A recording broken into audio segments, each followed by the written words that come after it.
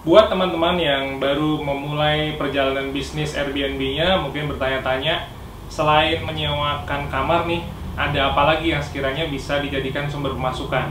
Nah, di video kali ini saya akan kasih tahu teman-teman semua hal-hal apa saja atau bisnis-bisnis apa saja yang sekiranya bisa dilakukan untuk menambah pemasukan teman-teman selain dari menyewakan kamar di Airbnb. Simak terus di video ini. Kalau nanti ada pertanyaan, silahkan komentar di bawah. Dan jangan lupa subscribe.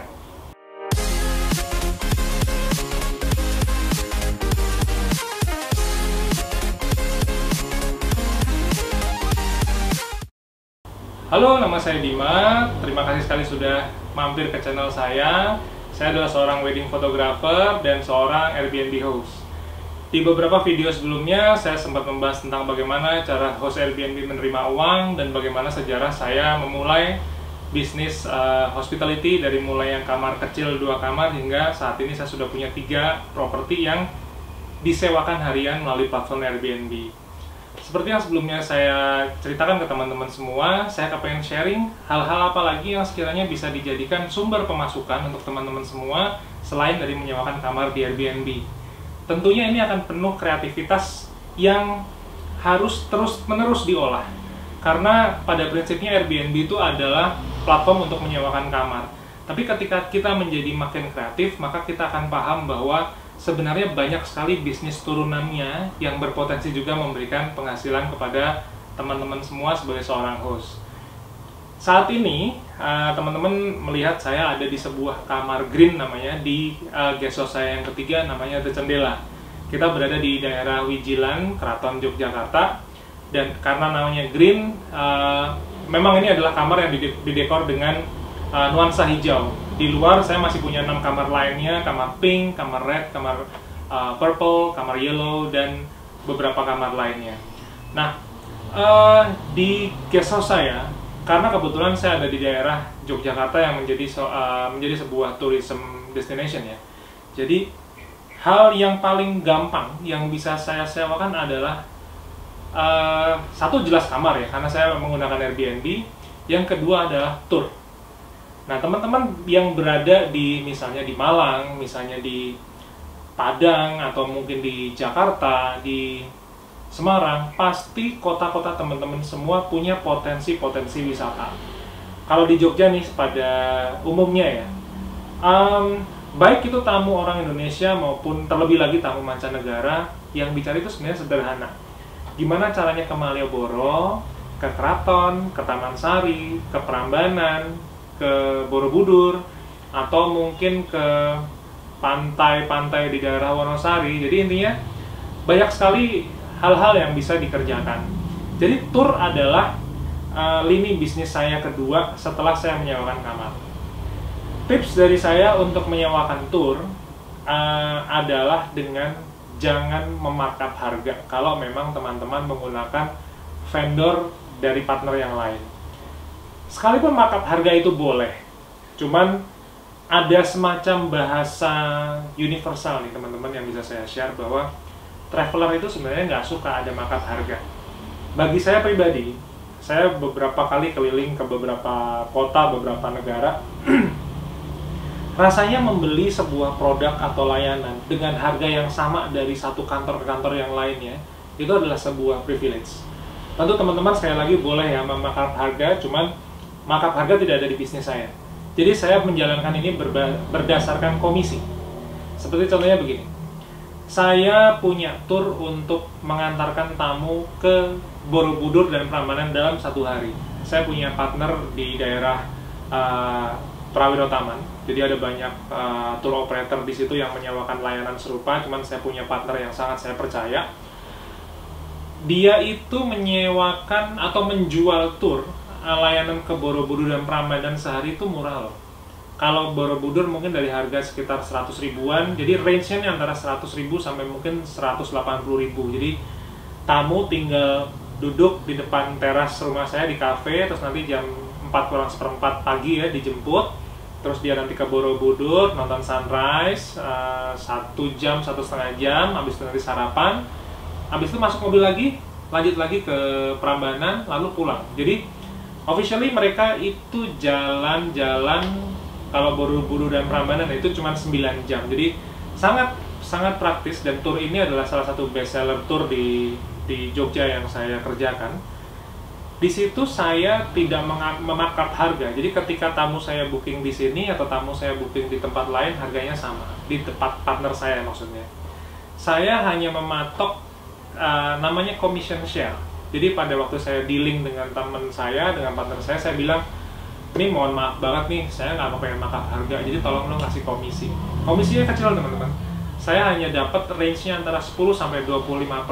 Tapi dengan begini, satu nih, tamu-tamu saya senang.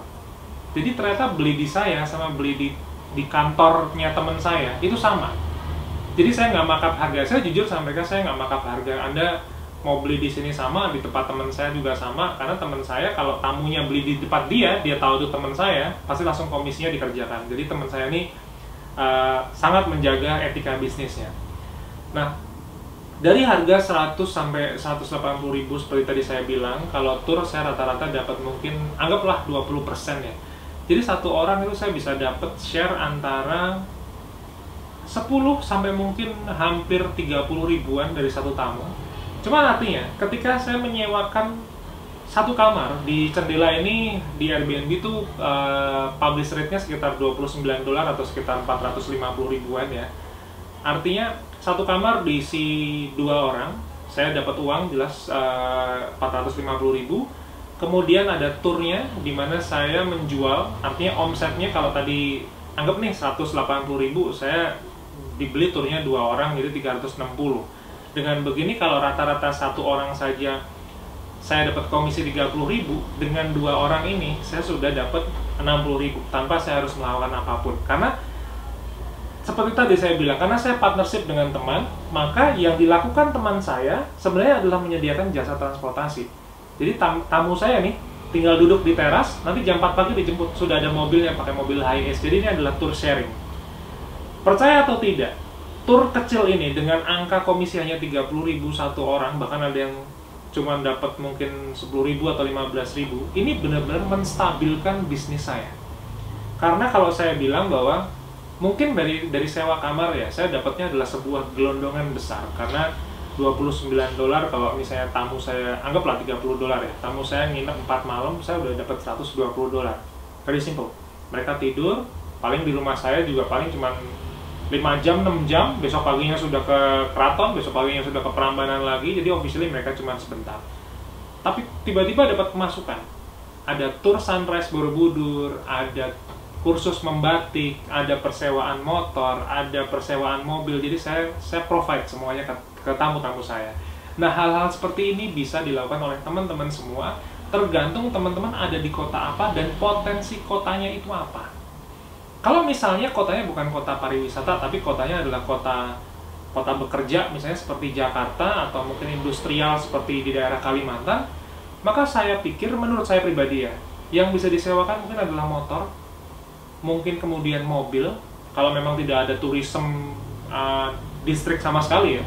Cuman artinya setiap orang pasti punya kreativitas masing-masing tergantung di lokasinya di mana mereka berada.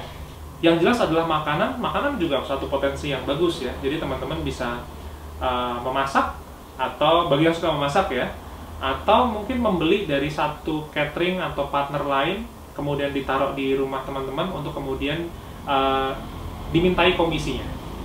Sesederhana itu. Jadi yang saya lakukan sejak tahun 2013 seperti itu. Jadi saya sewakan kamarnya, saya sediakan turnya, bahkan sampai ada sewa sepeda. Saya punya partner sewa sepeda, bagus kok. Jadi satu hari ya, 24 jam, sewanya mungkin sekitar 40 sampai 80 ribu. Di situ saya dapat komisi antara 10 sampai 20%, very simple. Jadi saya nggak pikir terlalu panjang. Artinya dalam bahasa kasarnya nih, saya nggak ngetok kepala tamu saya untuk dapat keuntungan sebesar-besarnya, tapi saya mendingan dapatnya kecil, tapi saya less effort, jadi saya nggak keluarin effort macam-macam. Mobil teman saya ya, partnernya udah tinggal datang, tamu tinggal berangkat. Jadi hal itu sangat sederhana. Sebuah tips lanjutan dari saya tentang bagaimana mengatur keuangan ketika kita mengelola guest house, ketika kita mengelola tour, karena ini Kalau teman-teman bisnisnya mungkin masih kayak saya dulu ya, tahun 2013, 1-2 kamar, mungkin 1 bulan omset kita bicara mungkin 250 sampai 350-an dolar. Tapi ketika kamar teman-teman makin banyak, turunnya juga makin banyak, mungkin ini bisa mencapai angka hingga puluhan atau bahkan ratusan juta. Yang perlu diwaspadai begini, kita sebagai pemilik bisnis nggak boleh tiba-tiba lupa bahwa tiba-tiba ada uang ratusan juta atau puluhan juta yang masuk ke rekening kita. Ingat ya, ini adalah tur berdasarkan komisi. Jadi kelihatannya omsetnya besar, tapi sebenarnya profitnya kecil. Nah, di sini yang perlu diwaspadai. 2013, mohon maaf, saya sempat kena bangkrut karena nggak disiplin. Jadi ketika ada uang besar masuk, udah langsung saya pakai makan, udah saya langsung pakai mungkin untuk kebutuhan operasional rumah tangga saya, udah macam-macam lah, artinya untuk living cost saya pribadi. Ternyata itu salah, teman-teman.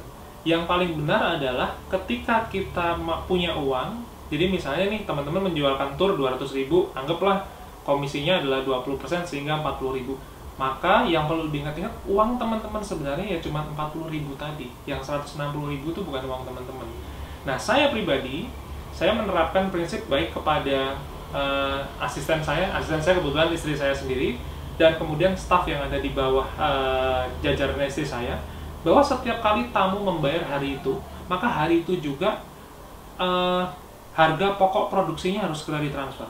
Jadi misalnya gini, saya menjualkan tur misalnya 200.000, dibeli nih 2 orang, jadi omset saya adalah 400.000. Hari itu juga, di mana tamu tersebut memesan, tamu tersebut sudah bayar dan berangkat tur, maka harga kotornya ya, istilahnya apa sih, yang bukan komisi saya langsung saya transfer. Jadi dari 200.000 saya misalnya dapat komisi 20% nih, jadi saya dapat 40.000. Artinya ketika saya punya sales 400.000, sebenarnya profit saya murni bersih itu hanya 80.000. Maka yang 320.000 itu langsung saya transfer ke teman saya. Jadi kadang dia juga bingung, Bim, ini baru tamu, baru datang, baru bayar tadi pagi, bahkan jam 2 siang aja tamunya belum nyampe rumahmu, kamu udah bayar semuanya gitu. Nggak apa-apa, karena ada beberapa partner yang memang mungkin sukanya bayarnya gelondongan di akhir di bulan, tapi mohon maaf, itu mungkin bagus buat teman-teman yang duitnya mungkin udah banyak atau mungkin nggak punya problem finansial. Cuman bagi saya pribadi yang tahun 2013 saya pernah minus sampai 200-an juta ya. Jadi saya pikir kedisiplinan untuk mengatur cash flow sangat penting. Baik saya pembayaran tur, sampai misalnya saya di cafe itu ada pembayaran kopi, ada pembayaran susu, ada pembayaran kentang segala macam. Hari itu saya pesen order, artinya barang ya. Saya langsung titip instruksi ke istri saya atau ke staff saya bahwa biasanya paling lambat H+2 itu semua sudah harus ditransfer. Saya nggak mau ada utang. Jadi itu untuk menjaga cash flow saya. Karena sekali lagi ya, di sini saya berbisnis dalam tanda kutip recehan. Ini kita cuma untung 20 ribuan, 40 ribuan. Jadi kalau misalnya salah ngatur cash flow, misalnya tiba-tiba saya kepengen beli makan nih buat acara ulang tahun, tiba-tiba saya cek rekening, oh uangnya ternyata masih 1 juta, padahal ternyata uang saya pribadi itu bukan 1 juta, hanya 200.000 misalnya. Itu yang perlu diwaspadai. Sebagai sebuah ringkasan, saya akan ulangi sedikit bahwa teman-teman bisa berkreasi apapun untuk menambah pemasukan teman-teman di guest house yang dimiliki. Kalau misalnya tourism destination nih, kayak saya berada di Jogja, atau mungkin suatu saat misalnya saya buka di Bali, maka jelas tambahan pemasukannya ya berkaitan dengan pariwisata. Tapi ketika memang kotanya bukan kota pariwisata, jadi kadang-kadang ada kota, cuman kota kecil, kota transit, apapun sebenarnya kalau misalnya kita kreatif bisa. Beberapa contohnya adalah makanan dan persewaan transportasi. Misal nih, adanya nggak punya mobil, adanya cuma motor, motornya disewakan. Motor nggak punya, adanya sepeda, sepedanya disewakan. Pokoknya apapun. Hal itu saya ingat pada waktu 2014 ya, saya pertama kali bisa membeli aset pertama saya dari guest house saya, yaitu adalah sepeda jengki bekas. Sepedanya warnanya ungu, jadi udah warnanya ungu, saya belinya bekas, cuma di pasar sepeda di daerah Jogja, di jalan apa saya lupa gitu ya. Ini sepedanya murah teman-teman, ini sepedanya sepeda butut ini, saya beli cuma harganya 170.000. Itu saya sewakan 25.000 per hari. Jadi saya pikir 10 kali disewa aja saya udah balik modal gitu. Jadi hal seperti itu saya lakukan sedikit demi sedikit sampai sekarang saya bisa menyewakan mobil, saya bisa menyewakan motor, saya bisa menyewakan apapun, tur segala macam, hal itu dilakukan sedikit demi sedikit. Jadi jangan putus asa, sekalipun teman-teman kotanya atau properti Airbnb-nya tidak berada di tourism destination seperti saya di Jogja atau teman-teman lain misalnya seperti di Bali ya. Terus berkreasi. Makanan juga iya. Kursus memasak, misalnya ada yang suka memasak, baik yang suka memasak sendiri maupun orang lain atau teman yang punya keahlian memasak, hal itu bisa dilakukan apapun. Kalau nanti teman-teman punya uang lagi, maka alokasikan lagi untuk pengembangan bisnis seperti yang saya lakukan sekarang. Di depan saya punya sebuah coffee shop kecil ya, namanya Sapulu Coffee. Ini sangat kecil karena pada dasarnya itu hanya teras rumah ya, teras rumah, tapi kemudian didesain dengan sedemikian rupa oleh saudara, sehingga itu menjadi sebuah coffee shop kecil yang mungkin okupansinya maksimal ya 20 orang. Jadi ketika udah 20 orang ya sudah tutup, apalagi pandemi kayak begini nih, mungkin keisi 10 atau 12 orang saya sudah tutup pintu. Saya bilang sama barista, close order untuk sementara, kalau nanti ada tamu kita nggak bisa terima, mohon maaf karena masih pandemi. Cuma begitu udah tamu yang keluar, ada seat kosong, saya persilahkan lagi masuk. Semoga video ini bermanfaat buat teman-teman yang mau mencoba bisnis Airbnb. Nggak usah patah semangat karena pasca pandemi ini berakhir dan insya Allah sih tahun 2021 saya yakin betul ya, perekonomian akan pulih, turisme juga lambat laun akan pulih. Hari ini pun sudah pulih di Jogja, hampir pulih ya. Jadi nggak usah patah semangat buat teman-teman yang kepengen berbisnis Airbnb seperti saya. Mulai daftarkan huniannya di airbnb.com, kemudian masukin foto-fotonya yang jernih, pokoknya foto-fotonya yang jelas, nggak usah harus bagus-bagus, yang penting komunikatif aja. Langsung pasang harganya, langsung tawarkan. Karena saya yakin di balik kesulitan pandemi ini pasti ada banyak peluang yang bisa kita kerjakan. Semoga bermanfaat, tetap stay tune di channel saya. Silakan like, subscribe, share kepada teman-teman ataupun saudara yang sekiranya membutuhkan manfaat dari video ini. Mudah-mudahan sekali lagi bermanfaat dan sampai ketemu lain waktu.